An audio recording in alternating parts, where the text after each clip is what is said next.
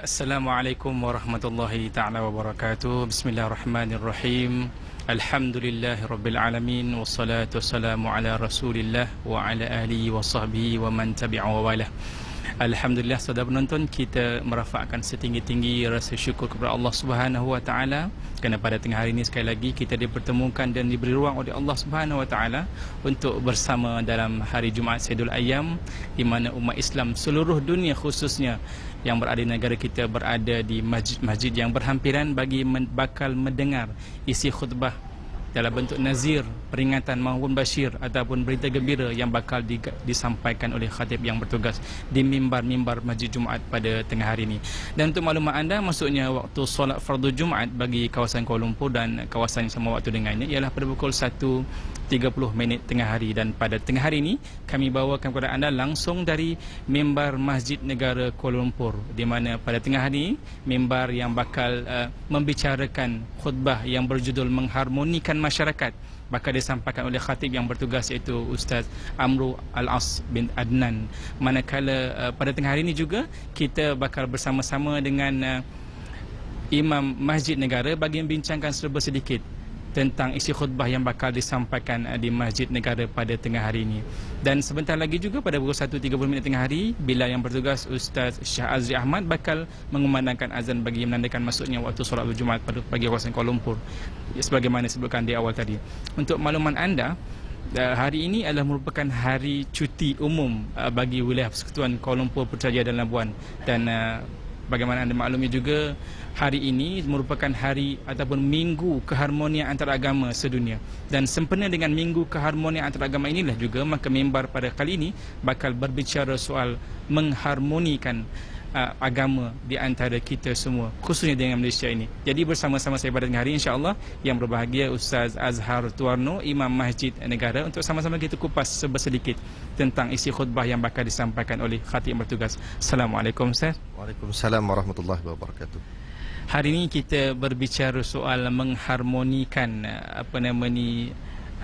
agama hari ini. Kita nak berbicara soal ini, mungkin Ustaz ada kupasan sedikit tentang isi khutbah yang bakal disampaikan pada tengah hari ini. Ya. Di antara isi khutbah yang bertajuk mengharmonikan masyarakat ialah mengenai di antara perkara yang mengharmonikan masyarakat adalah toleransi beragama. Jadi sebagaimana yang dimaklumi bahawa apabila Nabi SAW sampai ke Madinah, perkara yang pertama yang dilakukan oleh Nabi adalah mendirikan masjid dan kemudian mempersaudarakan antara orang-orang Ansar dan Muhajirin, dan yang ketiga melakukan perjanjian dengan orang-orang Yahudi yang menjadi majoriti besar masyarakat pada waktu itu di Madinah. Dan ini nak menggambarkan kepada kita bahawa toleransi beragama ini telah wujud sejak daripada awal Islam lagi dan dipelopori sendiri oleh Nabi SAW, dan sepatutnya umat Islam hari ini mencontohi Nabi. Bagaimana Nabi SAW memberikan gambaran yang terbaik tentang toleransi agama sejak 1400 tahun yang lalu. Baik, bila Ustaz sebutkan di awal tadi ada 3 perkara yang menjadi asas pembinaan masyarakat Madinah yang dibawa oleh baginda sallallahu alaihi wasallam, saya tertarik dengan perkara ketiga. Walaupun yang pertama dan kedua melibatkan harmoni antara masyarakat Islam, khususnya umat Islam, dalam konteks yang ketiga itu perjanjian dengan masyarakat Yahudi, itu sebagai sesuatu yang menandakan betapa Islam mementingkan keharmonian antara penduduk walaupun bukan Islam itu sendiri. Mungkin Ustaz boleh komen yang di situ. Ya. Menjadi suatu yang amat penting pada waktu itu kerana majoriti besar masyarakat di Madinah adalah Yahudi, dan Nabi SAW telah mengadakan perjanjian untuk saling hidup bersama, saling bantu-membantu dan menghormati antara satu sama lain dan sama-sama mempertahankan Madinah. Dan konteks itu kalau kita kembalikan kepada keadaan negara kita Malaysia hari ini adalah lebih kurang sama.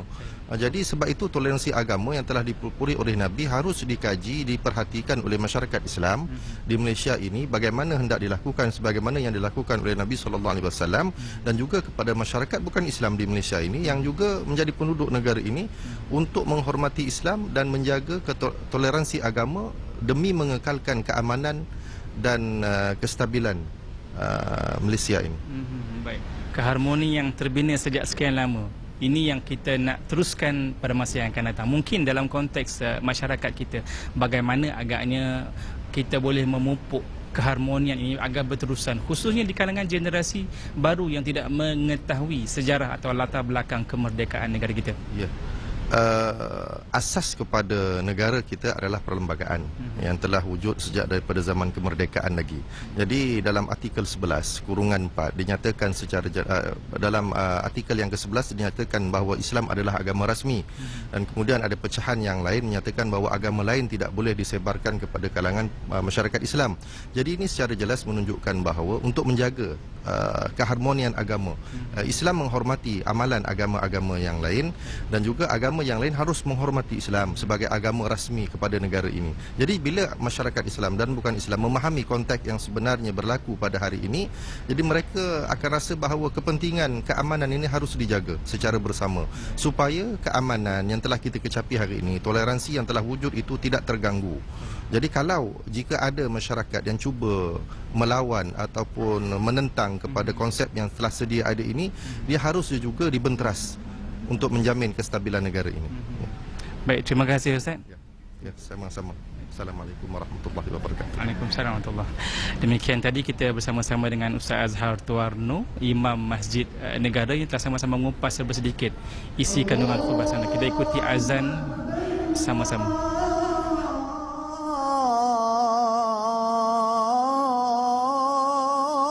Allahu Akbar. Allahu Akbar,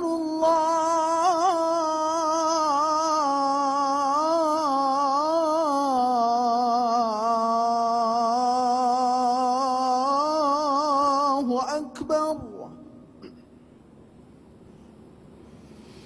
Ashhadu an la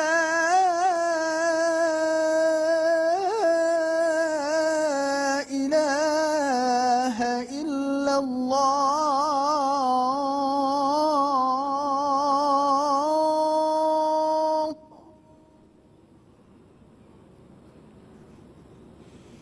أشهد أن لا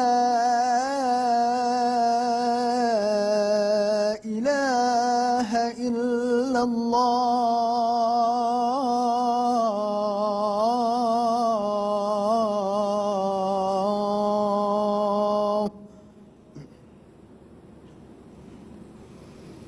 أشهد أن محمد رسول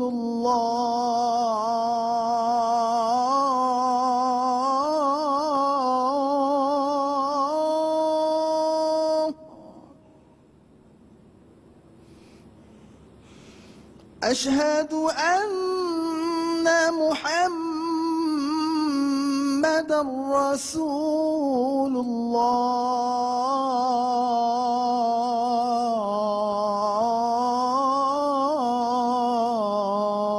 الله. حي على الصلاة.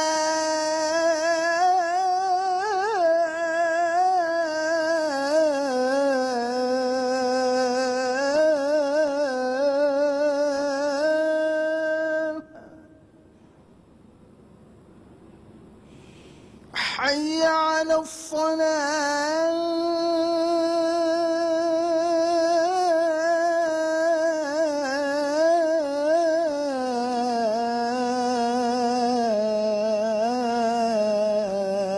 الصلاة. حي على الفلاح.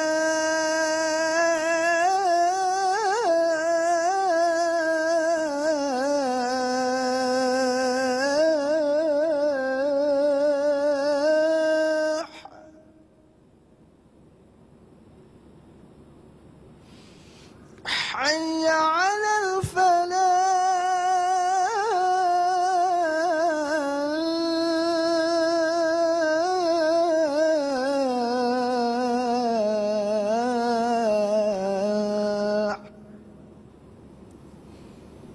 الله أكبر،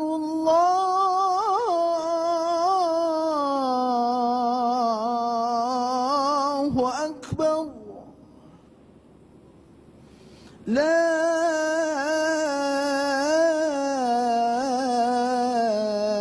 إله إله إلا الله.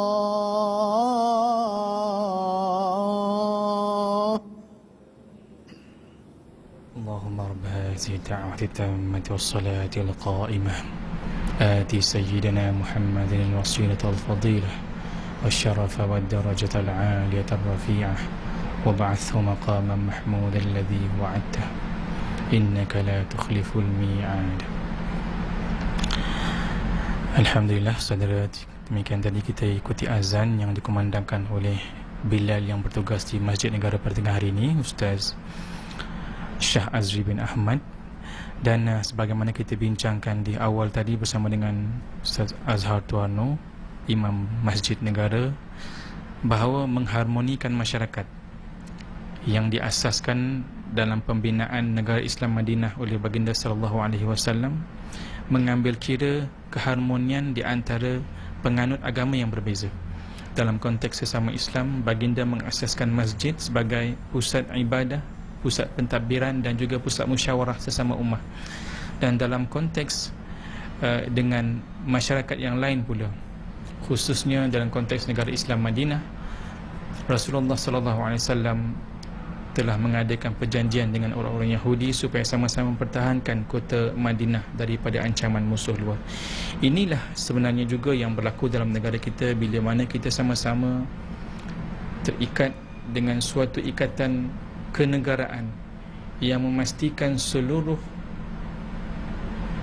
masyarakat dan rakyat negara kita bersama-sama menjaga kepentingan negara. Dan dalam konteks ini, kita sebenarnya melihat bahawa agama itu sebagai suatu yang meskipun pegangan yang berbeza, tetapi dalam konteks menjaga keharmonian negara adalah merupakan satu tanggungjawab bersama. Allah Subhanahu wa taala berfirman dalam Al-Quran, a'udzubillahi minasyaitonirrajim, Bismillahirrahmanirrahim, Ya ayyuhan nasu inna khalaqnakum min dzakarin wa untha wa ja'alnakum syu'uban wa qabaila lita'arafu Inna akramakum indallahi atqakum innallaha alimun khabir. Allah menegaskan bahawa manusia ini Allah jadikan dengan perancangan bahawa mereka dijadikan berbeza-beza daripada lelaki dan wanita, syu'uba wa qabaila, daripada puak-puak yang berbeza-beza. Tujuannya ialah untuk mereka saling kenal mengenali antara satu yang dengan yang lain. Dan pun begitu, pertimbangan Allah dalam membezakan mereka yang mulia di kalangan mereka ialah mereka yang bertakwa. Dan dalam konteks ini, kita sebagai umat Islam percaya penuh yakin bahawa umat yang bertakwa itulah yang menjadi perkiraan kita di akhirat nanti. Oleh itu, bersempena dengan sambutan Minggu Keharmonian Antaragama, pada kali ini mimbar Masjid Negara membicarakan soal mengharmonikan masyarakat. Dan asas yang diberikan oleh Allah Subhanahu wa taala bagi memastikan masyarakatnya harmoni ialah meminta, mengarahkan agar umat manusia tidak saling cerca-mencerca antara satu sama lain. Kita ikuti keseluruhan khutbah yang bakal disampaikan oleh khatib sebelum itu azan yang kedua. Allahu Akbar, Allahu Akbar. أشهد أن لا إله إلا الله.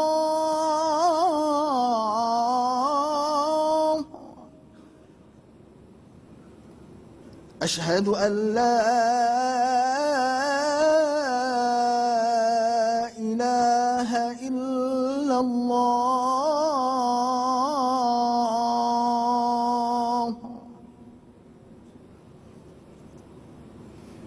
أشهد أن محمد رسول الله.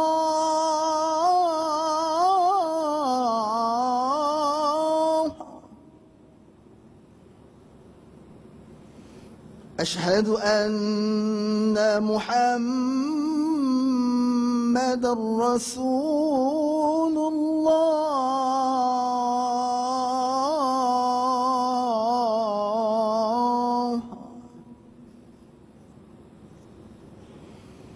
حي على الصلاة.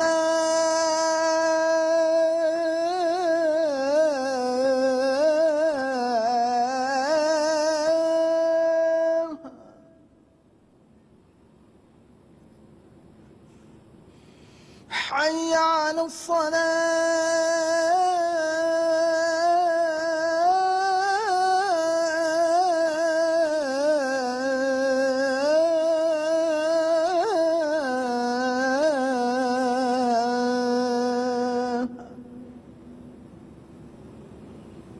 حي على الفلاح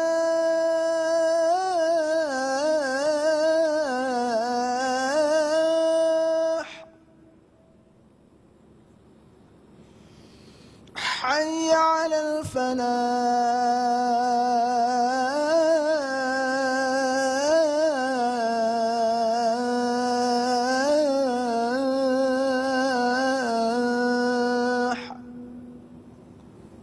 الله أكبر الله أكبر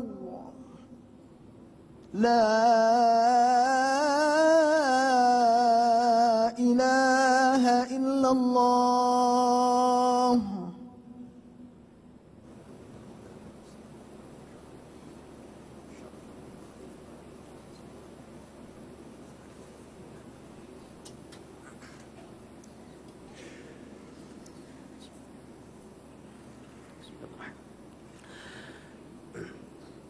إن الحمد لله نحمدك ربي ونستعينك ونستغفرك ونتوب إليك ونثني عليك الخير كله نشكرك ولا نكفرك ونخلع ونترك من يفجرك اللهم إياك نعبد ولك نصلي ونسجد وإليك نسعى ونحفد نرجو رحمتك ونخشى عذابك إن عذابك الجد بالكفار ملحق اللهم لك الحمد كله ولك الشكر كله وإليك يرجع الأمر كله علانيته وسره فأهل أنت أن تحمد وأهل أنت أن تعبد وأنت على كل شيء قدير ويقول جل وعلا يا أيها الناس إنا خلقناكم من ذكر وأنثى وجعلناكم شعوبا وقبائل لتعارفوا إن أكرمكم عند الله أتقاكم إن الله عليم خبير أشهد أن لا إله إلا الله وحده لا شريك له وأشهد أن سيدنا محمدا عبده ورسوله اللهم صل وسلم على سيدنا محمد وعلى آله وصحبه أجمعين ومن تبعهم بإحسان إلى يوم الدين أما بعد فيا عباد الله اتقوا الله أوصيكم وإياي بتقوى الله فقد فاز المتقون. Sidang Jumaat yang dirahmati Allah, pada hari Jumaat yang berkat dan di dalam masjid yang mulia ini, saya berpesan kepada diri saya dan kepada sidang Jumaat yang menjadi tetamu Allah sekalian. Marilah sama-sama kita meningkatkan ketakwaan kita kepada Allah Subhanahu wa taala dengan kita bersungguh-sungguh melaksanakan segala perintahnya, di samping kita meninggalkan segala larangannya. Mudah-mudahan kita menjadi umat yang terbaik, umat contoh dan memperolehi kebahagiaan di dunia dan di hari akhirat. Minbar pada hari ini akan menyampaikan khutbah yang bertajuk mengharmonikan masyarakat. Sidang Jumaat yang dirahmati Allah, berdasarkan kepada sirah Rasulullah sallallahu alaihi wasallam, menunjukkan bahawa pendekatan agama memainkan peranan yang besar di dalam mengharmonikan masyarakat. Rasulullah sallallahu alaihi wasallam ketika mana merangka piagam Madinah, beliau telah mengikut bimbingan wahyu dan berdasarkan norma-norma masyarakat Madinah ketika itu. Terdapat 3 langkah yang telah diambil oleh Rasulullah sallallahu alaihi wasallam di dalam membentuk piagam Madinah. Yang pertama, Rasulullah sallallahu alaihi wasallam mendirikan sebuah masjid sebagai tempat orang Islam beribadah dan tempat Rasulullah sallallahu alaihi wasallam menyampaikan ajaran Islam serta tempat pentadbiran. Yang kedua, mengikat tali persaudaraan di antara kaum Ansar dan Muhajirin bagi mewujudkan persefahaman dan juga untuk membantu kaum Muhajirin untuk memulakan hidup baru dengan pertolongan kaum Ansar. Dan yang ketiga, mengadakan perjanjian dengan orang Yahudi supaya mereka sama-sama mempertahankan Madinah daripada ancaman luar. Dan di antara butir-butir kesepakatan yang terkandung dalam piagam Madinah ialah sesiapa yang hidup dan tinggal di wilayah Madinah, sama ada Islam ataupun bukan Islam, dengan syarat tidak berlaku zalim, khianat dan huru-hara, maka hendaklah mereka dilindungi dan diberi keamanan di bawah kekuasaan Islam yang suci. Dalam sebuah hadis yang diriwayatkan oleh Abu Daud dengan maksudnya, sesiapa yang menyakiti orang bukan Islam yang berada di bawah perlindungan Islam, maka dia telah menyakiti aku. Dan sesiapa yang menyakiti aku, maka dia telah menyakiti Tuhan. Riwayat Abu Daud. Begitu juga dengan apa yang diriwayatkan oleh Jabir Abdullah radhiyallahu anhu. Satu jenazah lalu di hadapan kami, yakni para sahabat. Maka Rasulullah sallallahu alaihi wasallam berdiri. Lalu kami pun turut berdiri. Kami berkata kepada Rasulullah sallallahu alaihi wasallam, "Ya Rasulullah, itu adalah jenazah Yahudi." Maka sabda Rasulullah sallallahu alaihi wasallam, "Apabila kamu melihat jenazah, maka berdirilah." Riwayat Al-Bukhari. Hadis ini telah memberi isyarat bahawa Islam menggalakkan umatnya menghormati semua agama dan kaum. Kerana Islam ini menuntut kita supaya saling hormat menghormati dan bersikap lebih kemanusiaan sesama manusia yang lain. Inilah konsep yang telah terbina dan diamalkan oleh pemerintah semenjak kemerdekaan, sehingga berjaya mewujudkan masyarakat yang berbilang agama yang sentiasa hidup harmoni di negara ini. Menurut Ibn Taymiyah di dalam kitabnya Fatawa Ibn Taymiyah, bahawa kesejahteraan umat manusia tidak dapat diwujudkan di dunia maupun di akhirat kecuali mereka bergabung menjadi sebuah masyarakat, bekerjasama dan saling tolong-menolong untuk menciptakan kesejahteraan dan mencegah kesengsaraan. Dan kerana itu jugalah agama Islam telah mengatur prinsip-prinsip dasar semua bidang kehidupan umat manusia, termasuklah konsep hubungan dengan penganut agama lain. Firman Allah Subhanahu wa taala dalam surah Al-An'am ayat 108, A'udzubillahi minasyaitonir rajim. ولا تسبوا الذين يدعون من دون الله فيسبوا الله عدوا بغير علم كذلك زينا لكل أمة عملهم ثم إلى ربهم مرجعهم فينبئهم بما كانوا يعملون. Yang bermaksud, dan janganlah kamu menghina apa yang mereka sembah selain daripada Allah Subhanahu wa taala, kerana mereka kelak akan mencaci Allah secara melampaui batas tanpa ilmu pengetahuan. Demikianlah kami memperelokkan pada pandangan tiap-tiap umat akan amal perbuatan mereka. Kemudian kepada Tuhan mereka lah tempat kembali mereka. Lalu dia menerangkan kepada mereka apa yang mereka telah lakukan. Sidang Jumaat yang dirahmati Allah, di negara kita, sejarah telah membuktikan bahawa dasar hidup pelbagai agama, keturunan dan juga budaya dapat membentuk masyarakat yang harmoni. Walaupun kebebasan beragama dibenarkan di negara kita, namun ianya dilindungi oleh perlembagaan persekutuan yang telah memperuntukkan Islam sebagai agama persekutuan ataupun agama negara. Walau bagaimanapun, agama lain boleh diamalkan dengan aman dan damai. Dalam usaha mengukuhkan Islam, perlembagaan juga telah memperuntukkan dalam perkara 11 dalam kurungan 4 bahawa diayah agama lain kepada umat Islam adalah dilarang. Oleh itu, agama Islam telah mengajar kita bagaimana untuk menghormati juga melindungi hak-hak penganut agama lain. Pengajaran paling penting adalah kita dilarang berlaku tidak adil terhadap mereka hanya disebabkan perbezaan agama. Sebaliknya, jika hak Islam digugat, hak orang Islam dipertikai, orang Islam diperkotak-katikkan, maka barulah Islam mengizinkan umatnya bertindak mengikut lunas-lunas sebagaimana yang telah digariskan oleh syarak. Firman Allah Subhanahu wa taala dalam surah Al-Mumtahanah ayat 8 hingga 9. A'udzubillahi minasyaitonir rajim. La yanhaakumullahu 'anil ladzina lam yuqatilukum fid din wa lam yukhrijukum min diyarikum an tabarruhum wa tuqsitu ilaihim. Innallaha yuhibbul muqsitin. إنما ينهاكم الله عن الذين قاتلوكم في الدين وأخرجوكم من دياركم وظاهروا على إخراجكم أن تولوهم ومن يتولهم فأولئك هم الظالمون. Yang bermaksud, Allah tidak melarang kamu daripada berbuat baik dan juga berlaku adil kepada orang-orang yang tidak memerangi kamu kerana agamamu dan tidak mengeluarkan kamu dari kampung halaman kamu. Sesungguhnya Allah mengasihi orang yang berlaku adil. Sesungguhnya Allah hanyalah melarang kamu daripada menjadikan teman rapat orang-orang yang memerangi kamu kerana agama kamu dan mengeluarkan kamu dari kampung halamanmu, serta mereka membantu orang lain untuk mengusir kamu.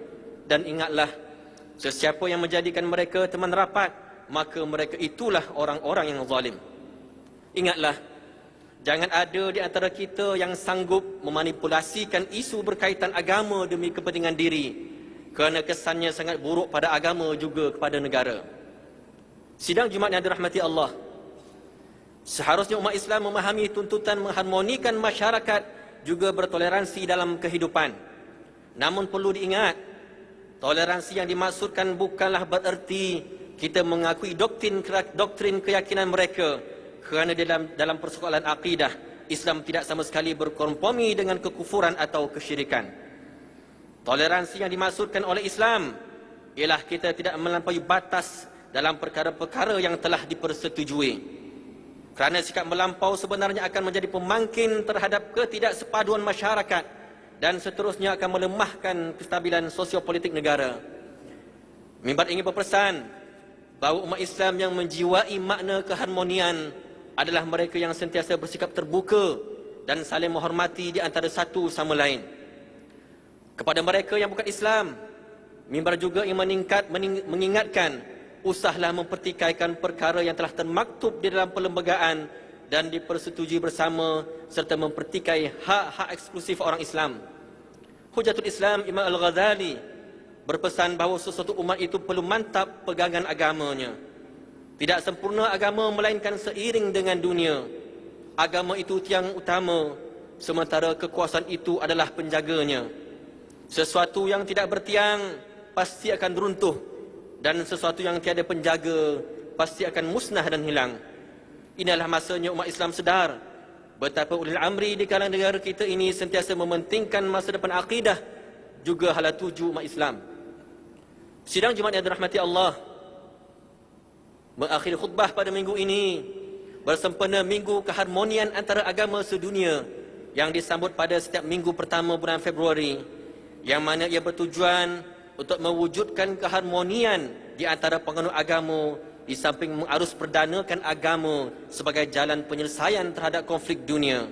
Maka mimbar menyeru kepada umat Islam sekalian agar kita sama-sama merenung apakah kita telah melaksanakan seruan Rasulullah sallallahu alaihi wasallam agar kita sentiasa bermuamalah dengan baik kepada sesama manusia. Apakah kita telah mencontohi akhlak baginda Rasulullah sallallahu alaihi wasallam ketika berurusan dengan orang bukan Islam, yang mana mereka ini berlindung di bawah pemerintah Islam. Menerusi akhlak dan sikap kita ini, insya-Allah dengan izinnya, masyarakat bukan Islam akan tertarik dengan medan dakwah bilhal kita. Mudah-mudahan dengan kita kembali merenung, kita menilai perjalanan hidup baginda Rasulullah sallallahu alaihi wasallam, kita mampu berdakwah dengan akhlak dan prinsip-prinsip yang telah digariskan oleh agama kita. Semoga dengan itu juga kita mampu menterjemahkan Islam sebagai agama rahmatan lil alamin. Marilah sama-sama kita mengambil peluang ini untuk mengeratkan silaturahim sesama Islam dan meningkatkan dakwah kepada orang bukan Islam, menerusi toleransi juga kemuliaan akhlak kita seperti mana yang telah digariskan oleh Islam yang suci. Yakinlah, seluruh umat Islam bertanggungjawab mengekalkan keharmonian, dan sebab itulah kita perlu menolak sebarang unsur yang boleh memecah belahkan perpaduan di antara kaum juga agama. Percayalah, menerusi sifat-sifat yang telah dinyatakan tadi akan mampu melenyapkan salah faham mereka terhadap Islam selama ini, hasil daripada propaganda media barat yang memusuhi Islam. Semoga negara yang tercinta ini terus maju, aman dan damai, dan menjadi payung juga pelindung kepada Islam dan umatnya. Bayangkan, segala kenikmatan juga kebahagiaan pasti akan dirasai oleh seluruh umat hasil mengamalkan sifat juga akhlak yang telah disebutkan tadi. Mengakhiri khutbah, marilah sama-sama kita merenung firman Allah Subhanahu wa taala dalam surah Ali Imran ayat 64. A'udzu billahi minasyaitonir rajim. Qul ya ahlal kitab ta'alu ila kalimatin sawa'in bainana wa bainakum alla na'budu illa Allah ولا نشرك به شيئا ولا يتخذ بعضنا بعضا أربابا من دون الله فإن تولوا فقولوا اشهدوا بأننا مسلمون. Yang bermaksud, katakanlah wahai ahli kitab, marilah sama-sama kepada satu kalimah yang sama antara kami dengan kamu, iaitu kita tidak menyembah melainkan Allah dan kita tidak menyekutukan dengannya sesuatu pun, dan jangan sebagian daripada kita mengambil sebagian lain sebagai Tuhan selain daripada Allah Subhanahu Wa Taala. Kemudian jika mereka berpaling, maka katakanlah kepada mereka, saksikanlah bahawa kami adalah orang Islam. Barakallahu li wa lakum fil Qur'anil azim wa nafa'ani wa iyyakum bima fihi minal ayati wa dhikril hakim wa taqabbala minni wa minkum tilawatahu innahu huwas samiul alim. Aqulu qawli hadha wa astaghfirullahal azim li wa lakum ولسائر المسلمين والمسلمات والمؤمنين والمؤمنات فاستغفروه إنه هو الغفور الرحيم.